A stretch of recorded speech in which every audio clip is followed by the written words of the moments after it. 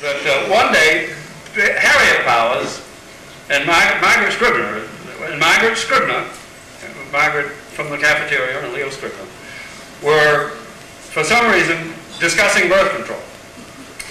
And Harriet allowed that, she said, well, Basil and I, we use the bucket method.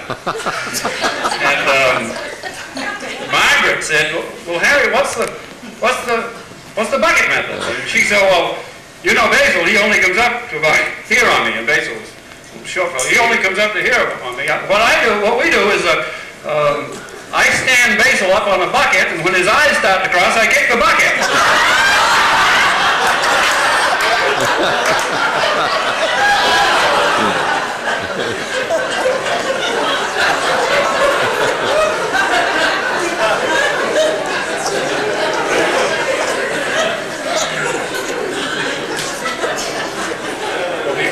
Birth controls, I said there were two strands. The other one involves Margaret Scribner.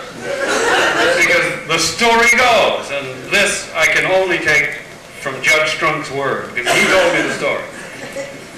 Because he said he understood that she had heard of a new invention, and this was back in the 60s, of a device called the coil.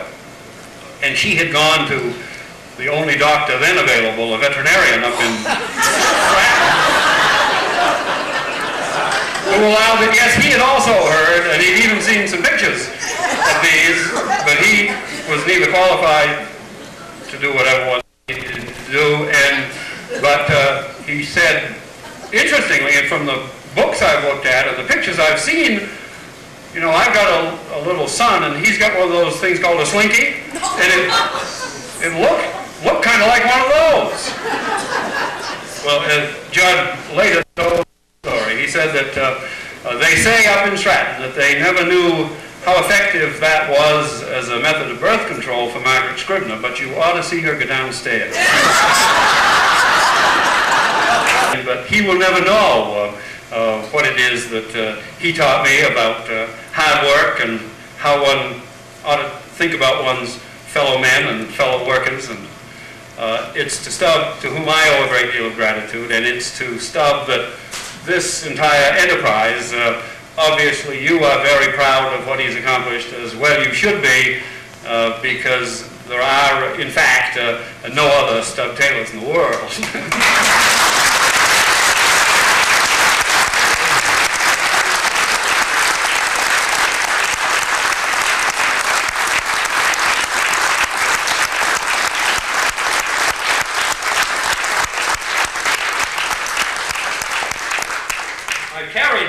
The memories of those early days here at Sugarloaf, because of Aim and Stubb and the other fellows I've worked with, very, very close to me.